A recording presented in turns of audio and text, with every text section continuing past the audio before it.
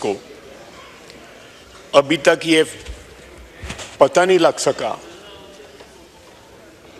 कि ये 12 बंदों की हलाकत हुई है, 278 की हुई है, हज़ारों की हुई है, 50 की हुई है, 30 की हुई है।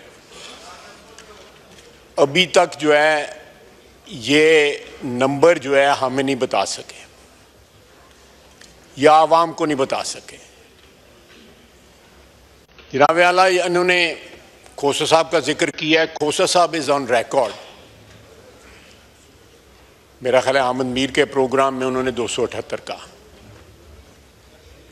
यहाँ लोग बैठे हुए हैं, इस हाउस में लोग बैठे हैं जो 40 कहता रहा है, कोई 50 कहता रहा है, कोई 70 कहता रहा है। जो 12 का जिक्र इन्होंने किया, ना अभी तक उन्होंने कोई आईडी कार्ड नंबर, कोई जनाजे, कोई कब्रें, कोई वरसा कोई सामने नहीं आया।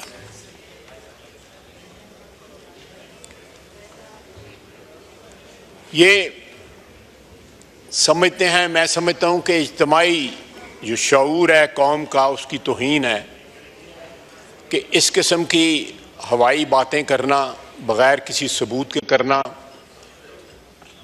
और रेटरिक भी इस्तेमाल करना। और रेटरिक इस्तेमाल करने का भी कोई एक फ़न होता है, एक आर्ट होता है।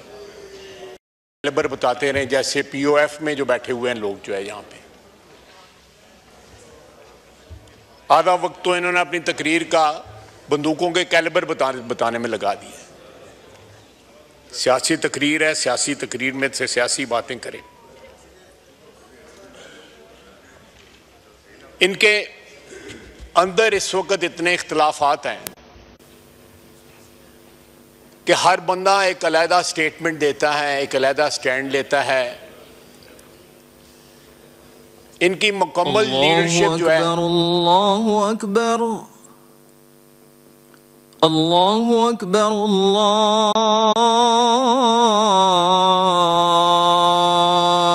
अकबर, अशहदु अन। जनाब आला, इनके जितने लीडर हैं उतने बयान हैं। इनकी तकरीर में जो मैंने मतलब जो अख़ज़ किया है कि जब ये बरास्ता मुनाल भागे हैं यहाँ से, तो बुशरा बीबी इनके साथ थी। बुशरा बीबी ऑन रिकॉर्ड हैं कि मुझे छोड़ के सारे लोग जो है भाग गए, दौड़ गए। चले मैं तरमीम कर लेता हूँ। भगौड़े ये सारे लोग भाग गए। और दूसरा ये भी ऑन रिकॉर्ड है कि जब अली अमीन गंडापुर साहब की गाड़ी पे हमला हुआ, इनके वर्करों ने उनको डंडे मारे, उनके गाड़ी को तोड़ने की कोशिश की जब वो भाग रहे थे, तो उनके गार्ड्स ने जो है फायरिंग की अपने वर्करों के ऊपर। यह भी चीज ऑन रिकॉर्ड है। सर, ये कम से कम इस हाउस के सामने कोई यूनिफाइड किस्म का बयान जो है, जिसमें कोई तसलसल हो, जिसमें कोई कोहेरेंस हो, जिसमें कॉन्ट्रडिक्शंस ना हो, वो तो कम से कम पेश करें। अपना रिकॉर्ड जो है वो तो स्ट्रेट कर लें। एक बात पे मुझे बड़ा अफसोस हुआ कि इन्होंने अब एक नया कार्ड जो है प्ले करना शुरू किया है, और उस सुबाइयत का कार्ड है। एक शख्स हमारे यहां पे 11-12 साल हुक्मरान रहा, उसका नाम अयूब खान था। बांग्लादेश बनने की रिस्पॉन्सिबिलिटी उस पर जाती है, बल्कि उसने बाकायदा कैंपेन चलाई बांग्लादेश बनाने की कि मशरकी पाकिस्तान अलहदा हो जाए। आज उसके रिश्तेदार जो हैं यहां पे सुबाइयत का कार्ड खेल रहे हैं। इस मुल्क के ऊपर जनाब डिप्टी स्पीकर, जितना हक किसी पंजाबी, सिंधी, बलोची का है, उतना ही पश्तून का है। हम 4 भाई हैं इस खानवादे में जिसका नाम पाकिस्तान है। अब अगर इनके कहने पे किसी और सूबे से एक बंदा भी ना आए, जनरल सेक्रेटरी साहब इनके अकेले अपनी गाड़ी में लाहौर फिरते रहें, और जहां पे 4 बंदे इकट्ठे हुए थे वहां पे वो ना पहुंचे, तो इसमें लोगों का क्या कसूर है? इसमें Pashtun versus rest of Pakistan जो है वो क्या एक्सप्लॉइट करने की क्या जरूरत है? और वहां से भी अगर सरकारी मुलाजिम लाए जाते हैं, वहां से पुलिस जो है सफेद लिबास में लाई जाती है, और ये सारा उस वक्त उनको ख्याल नहीं आता कि वो भी पश्तून हैं। पारा चिनार में जो कत्लेआम हो रहा है वहां पे एक दूसरे से लड़ रहे हैं, तो चीफ मिनिस्टर का वो भी तो जिम्मेदारी बनती है कि अपने सूबे में अमन कायम करे, अपने सूबे में जो है जो हकूक हैं अपने सूबे के रहने वालों के, उनके हकूक जो है बजा लाए। उनको छोड़ के उन्होंने इस्लामाबाद पे चढ़ाई की और उसका नतीजा क्या निकला? तीसरी दफा जो है वो चढ़ाई इनकी नाकाम हुई।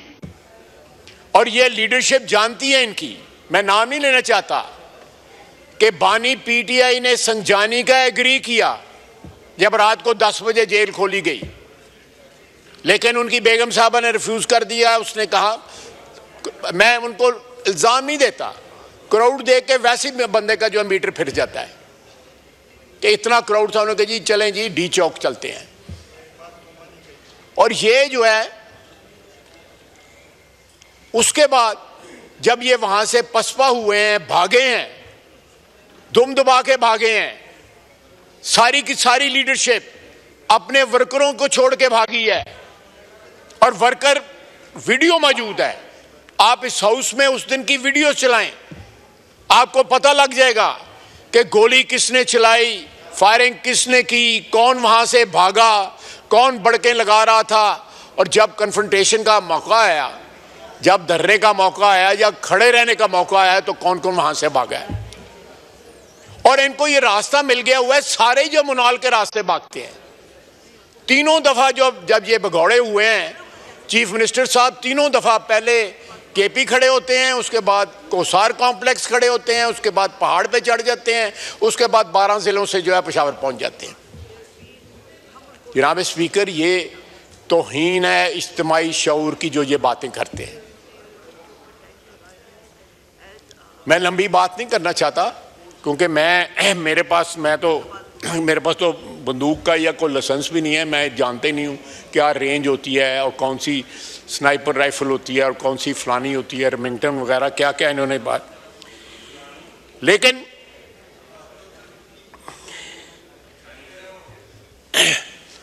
अब सिविल नाफरमानी की इन्होंने कॉल दी है। आज से 10 साल कबल भी इन्होंने सिविल नाफरमानी की कॉल दी थी और कंटेनर पे खड़े होकर बानी पीटीआई ने खुद जो है मुख्तलिफ यूटिलिटी बिल्स को जो है आग लगाई थी और लोगों को कहा था कि यूटिलिटी बिल्स ना देना। किसी ने उनकी कॉल के ऊपर जो है लबैक ना कहा। लोगों ने यूटिलिटी बिल्स भी दिए और उनकी कॉल जो है वो फेल हो गई। आज भी मेरा चैलेंज है इनको, अल्लाह के फजल से इनको कोई पाकिस्तानी जो है वो यूटिलिटी बिल देने से इनकार नहीं करेगा। कोई एक्सपैट पाकिस्तानी जो है, बैरून मुल्क रहने वाले पाकिस्तानी जो हैं, वो अपने घर अपने मुल्क में तरसीलात भेजना जो है वो बंद नहीं करेंगे। ये ज़रूर करें। मैं इसरार करता हूँ कि ये नाफरमानी, सिविल नाफरमानी के ऊपर ज़रूर खड़े रहें, इस स्टैंड लें। इंशाअल्लाह ताला ये जिस तरह इनके 3 हमले जो हैं वो फेल हुए हैं, इसी तरह सिविल नाफरमानी की कॉल भी जो है फेल होगी।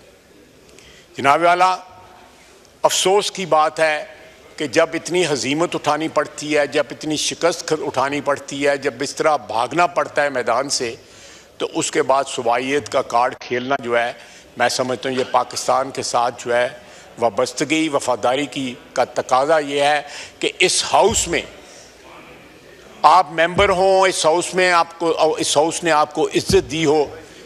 जो इसका वफाक का हाउस है, उस हाउस में खड़े होके ऐसे बीज बोने की कोशिश की जाए और बाकायदा जो बच्चे ऊपर बैठे हैं उनको एड्रेस करके बात की जाए, क्योंकि वो बच्चे जो हैं हमारे सूबे केपी से आए हुए हैं। इससे ज्यादा घटिया और क्या हरकत हो सकती है? सर, ये डीएनए पे बड़ा डिपेंड करता है, बहुत डिपेंड करता है डीएनए के ऊपर। कि इंसान का डीएनए किस किस्म का है। अगर आपके डीएनए में पावर यूजर्व करने की ट्रेडिशन हो, उसके जरासीम हो, आमरीयत के जरासीम हो, और बेशुमार किस्म में, मैं लंबी बातों में नहीं जाना चाहता, तो फिर वो इस किस्म की बातें करते हैं कि ये इनकी शिकस्त खुर्दा जो ज़हनीयत है उसकी निशानदेही करते हैं। ये अल्फाज जो हैं जो इन्होंने इस्तेमाल किए वफाक के खिलाफ, पाकिस्तान की वहदत के खिलाफ, जो इन्होंने बीज बोने की कोशिश की है। जनाब वाला, मैं कंक्लूड करता हूं कि इनके 3 हमले नाकाम हुए। बड़ा बोल नहीं बोलता, अल्लाह के फजल से इनका सिविल नाफरमानी वाली कॉल भी नाकाम होगी। मैं ज्यादा डिटेल में नहीं जाना चाहता, लेकिन जो 26 नवंबर के दिन जिन जिन बातों पे ये एग्री कर चुके हुए थे, इनके वर्करों को पता लग जाए तो जिस तरह जूतियां खा के उस दिन भागे थे, उससे ज्यादा जूतियां खाई जाए। और ये ढाल बनाना ख्वातीन को, और फिर खातून जो है वो अपने खामद से भी ज्यादा एम्बिशियस हों, तो फिर अल्लाह ही हाफिज है इनकी पार्टी का। अल्लाह ताला पाकिस्तान को किसी इनके हाथों से नुकसान को बचाए। 4 साल की इनकी हुक्मरानी में जो नुकसान पहुंचा है, आज भी पाकिस्तान जो है उसका भुगतान कर रहा है, उसके नतायज को भुगत रहा है। उस डिसमेंटल्ड सिचुएशन को, एक जो है खंडरात जो छोड़ के गए थे, आज उस पर अल्लाह के फजल से फिर हमारी तमीर होनी शुरू हो गई है। इस मुल्क में जो है तरसीलात बढ़ी हैं, 4 से 6 बिलियन डॉलर मंथली सालाना तरसीलात बढ़ी हैं। स्टॉक मार्केट 1 लाख जो है चली गई है। हमारा जो है पॉलिसी रेट जो है वो 5.5% वो नीचे आ गया है। हमारे जो फॉरेन एक्सचेंज रिजर्व्स हैं वो रिप्लेनिश होने शुरू हो गए हैं। इन्फ्लेशन जो है हमारी सिंगल डिजिट के ऊपर, लो सिंगल डिजिट पे आ गई है।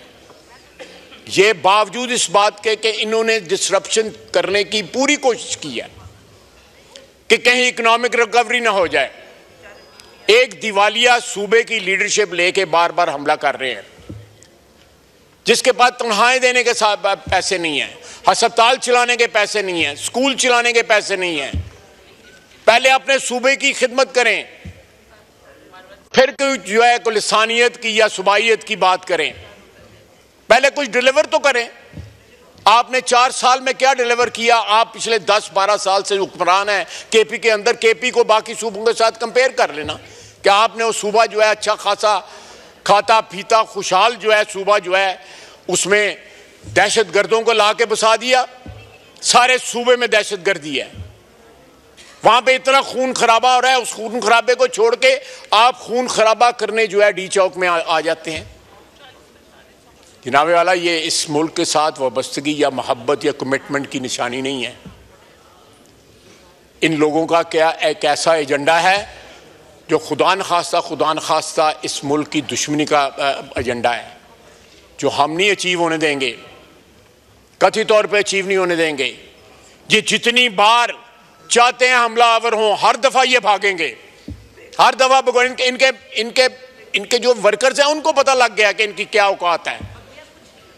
ये जितने लीडर हैं उतने इनके ओपिनियन हैं। इतने इख्तलाफात जो हैं आपको किसी पॉलिटिकल पार्टी में नजर नहीं आएंगी।